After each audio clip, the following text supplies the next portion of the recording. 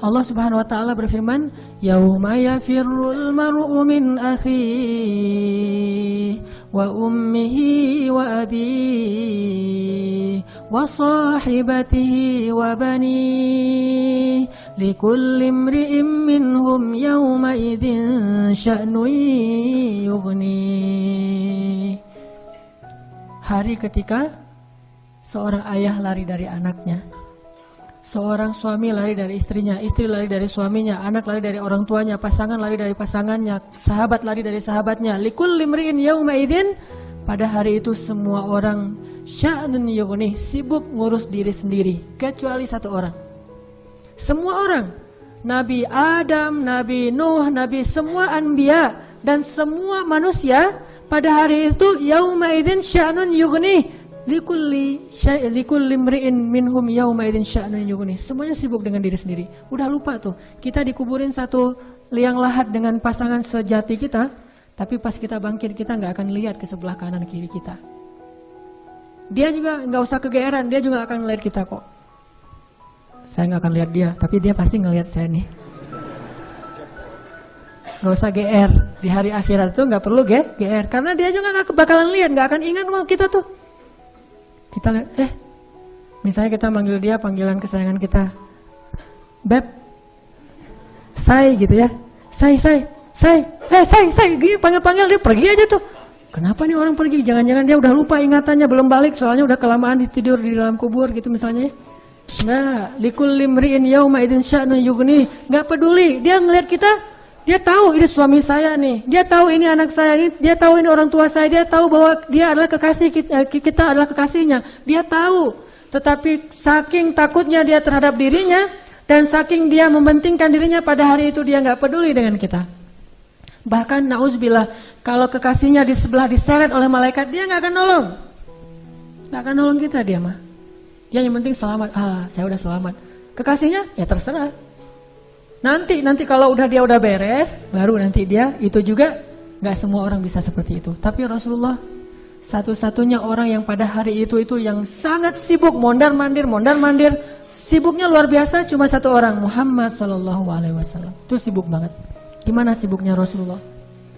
Ketika lagi di padang mahsyar, Rasulullah langsung mencari mana umatku. Dia cari, siapa kamu? Umat Muhammad. Sini. Siapa kamu? Umat Muhammad. Kumpulin semuanya umatnya. Kemudian Nabi sujud kepada Allah dengan sujud yang sangat lama.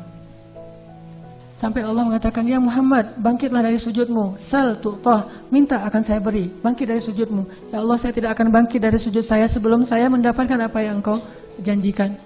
Wahai Muhammad, minta. Ya Allah, berikan saya kesempatan untuk memberi minum kepada umat-umat saya. Mereka kehausan, ya Allah. Kasihan mereka di bawah terik matahari. Akhirnya Allah mengatakan, ya Muhammad, ini telaga Al-Kautsar, beri minum kepada umatmu. Panggil, wahai umatku. Sampai Rasulullah ditanya oleh Fatimah, ya ayah, nanti di padang mahsyar, kalau saya pengen ketemu ayah, ketemu di mana? Wahai Fatimah, sesungguhnya aku ada di telaga Kautsar dan memberi minum kepada setiap umatku. Datanglah ke telaga Kautsar. Rasulullah padahal dijamin masuk surga, surganya Firdaus. Ngapain tuh capek-capek ngurus, kita pergi aja ke surga Firdaus menikmati hidup. Tapi beliau nggak rela, ditampakkan ke hadapan beliau, ini Firdaus, ini surgamu wahai Muhammad. Nabi Muhammad nggak akan tersenyum sedikit pun. Beliau nanya, umatku di mana ya Allah? Ini Firdaus, umatku di mana ya Allah? Mereka di padang mahsyar, langsung balik lagi keluar dari surga, coba. Keluar dari surga, cari, terus memberikan minum satu persatu. Bahagia banget, ketemu umatnya tuh kayak ketemu kekasih lama, kasih minum. Kasih minum. Setelah minum satu teguk, kita nggak akan haus lagi selama-lamanya. Ketika seorang ayah, ibu, kekasih meninggalkan kita, Rasulullah mencari kita. Di mana fulan? Di mana fulan? Jadi ketika semua orang ngelupain kita, dan nggak salah mereka ngelupain kita, karena kita juga ngelupain mereka. Jadi jangan ke istri ya ngomongnya, Mama, Papa nggak akan cinta-cinta banget sama Mama. Kenapa Papa? Nanti Mama pasti akan ngelupain Papa. Enggak kok Papa, nggak akan lupa. Kapan Pak? Nanti di akhirat. Oh iya, Papa juga gitu kan? Iya sih. Di situ emang semua orang saling melupakan, dan saling melupakan itu bukan karena Allah mencabut memori dan ingatan kita, karena memang kita mementingkan diri sendiri kecuali Rasulullah SAW. Di mana umatku ya Allah? Kasih minum satu-satu. Setelah dikasih minum, Rasulullah SAW sujud lagi. Ya Muhammad, kenapa engkau sujud? Sujudnya lama banget sambil menangis di hadapan Allah. Ya Rabbi, ya Rabbi, ya Rabbi. Terus Allah mengatakan, bangun ya Muhammad, aku berikan apa yang kau minta. Ya Allah, selamatkanlah umatku dari sirat. Langsung Nabi meminta kepada Allah kayak gitu, kata Allah, maka tunggulah mereka di ujung sirat. Nabi menunggu kita di ujung sirat sambil mengatakan, Allahumma salim salim, Allahumma salim salim. Ya Allah selamatkan, ya Allah selamatkan. Maka yang amalnya banyak dia lewat. Ada juga yang jatuh ke dalam neraka. Rasulullah ketika tahu umatnya masih banyak yang di dalam neraka, langsung sujud lagi di hadapan Allah. Sujud yang sangat lama. Allah mengatakan, ya Muhammad, bangkitlah dari sujudmu, apa yang kau inginkan? Ya Allah, selamatkanlah seseorang dari api neraka yang di dalam hatinya ada iman walaupun sekecil biji kurma. Akhirnya kata Allah, selamatkan mereka yang ada iman sekecil biji kurma di dalam neraka. Nabi langsung pergi ke pintu neraka, mencari umatnya. Wahai malaikat, cari umat saya yang ada iman sekecil biji kurma dan selamatkan mereka. Dikeluarin. Ketika ketemu dengan Rasulullah, mereka dalam keadaan habis disiksa luar biasa. Wajah mereka, tubuh mereka rusak parah. Rasulullah melihat mereka dengan air mata, kasihan, memeluk mereka, dipersilakan masuk ke surga. Setelah selesai, udah gak ada lagi malaikat, udah gak ada lagi. Balik lagi ke hadapan arasy Allah. Di bawah arasy Allah, Nabi sujud lagi yang lama. Dalam sujud lama itu kemudian Nabi menangis. Allah berkata, ya Muhammad, kenapa menangis? Ya Allah, selamatkanlah umat saya dari api neraka yang mereka di dalam hatinya ada iman sekecil biji jagung.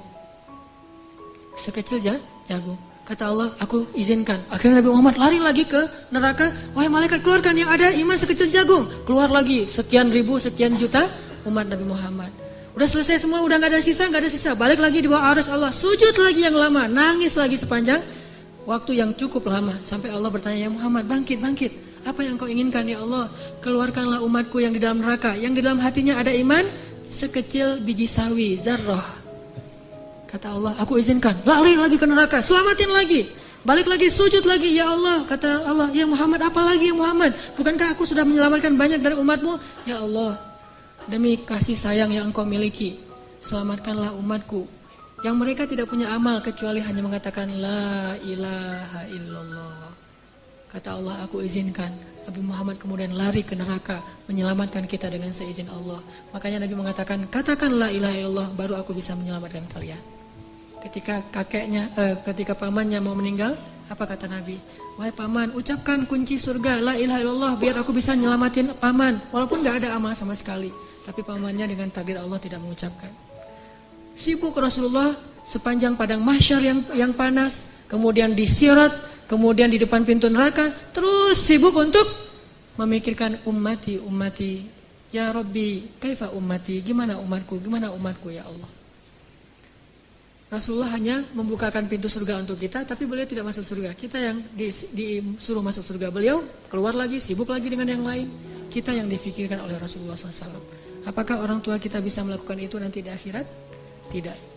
Cinta yang paling besar dari Rasulullah. Gak lupa sama kita, kenal juga enggak. Bahkan kita berselawat kepada beliau aja males. Beliau tidak menyelamatkan, ya Allah selamatin aja orang yang berselawat kepada saya. Yang gak mau selawat gak usah. Enggak.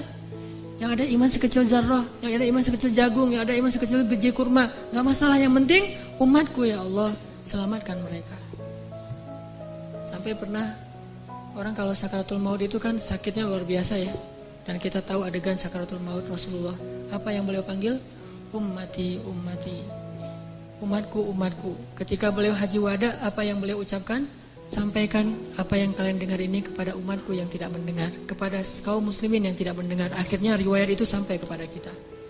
Terus mikirin kita, hingga suatu hari Nabi lagi duduk bersama sahabat. Nabi bilang gini, wahai para sahabat, tahukah kalian siapa manusia yang paling dicintai oleh Allah dan aku juga mencintainya? Kata para sahabat, para nabi ya Rasul. Kata Rasul, kalau para nabi wajar dicintai oleh Allah, mereka itu adalah utusan-utusan Allah. Mereka dapat wahyu dari Allah. Mereka langsung berbicara dengan Allah seperti Musa, wajar dicintai oleh Allah. Tapi bukan itu maksud saya. Oh, kalau gitu para sahabat-sahabat Nabi seperti kami ya Rasul. Kalau kalian bertemu dengan aku, wajar jika Allah mencintai kalian. Wajar jika aku mencintai kalian karena kalian bertemu dengan aku. Dan kalian menjadi orang-orang yang langsung melihat mukjizatku. Tapi ada yang lebih dicintai oleh Allah daripada kalian. Siapa ya Rasulullah? Mereka adalah umatku yang datang setelah kalian.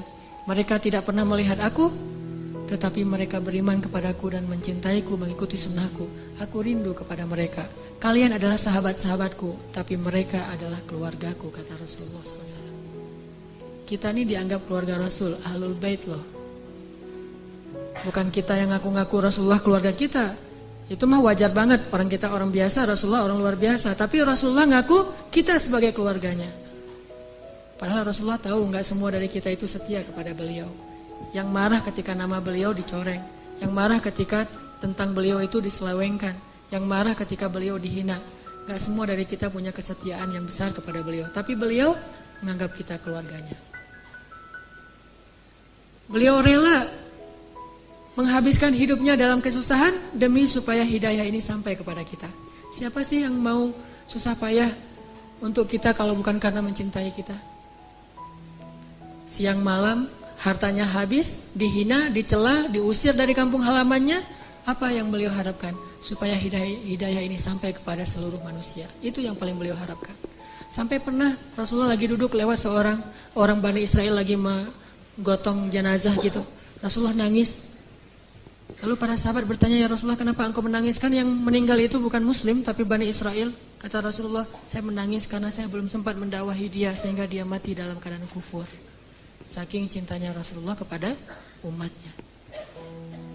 Dan bahkan dengan seizin Allah, Rasulullah SAW sering berdoa untuk kita. Di antara doa-doa yang sering beliau ucapkan di malam hari ketika beliau tahajud. Beliau kalau tahajud itu bukan ngedoain diri sendiri, Allah masukkan saya ke surga. Bukan. Justru itu Allah menjaminkan itu kepada beliau karena beliau sering mendoakan kita. Ya Allah umatku di Palestina, ya Allah umatku di Syam, ya Allah umatku di Yaman dan yang mengikuti arah Yaman dan seterusnya sampai ke kita. Semuanya didoakan di dalam solat malamnya Rasulullah SAW. Sehingga akhirnya hidayah ini sampai kepada kita.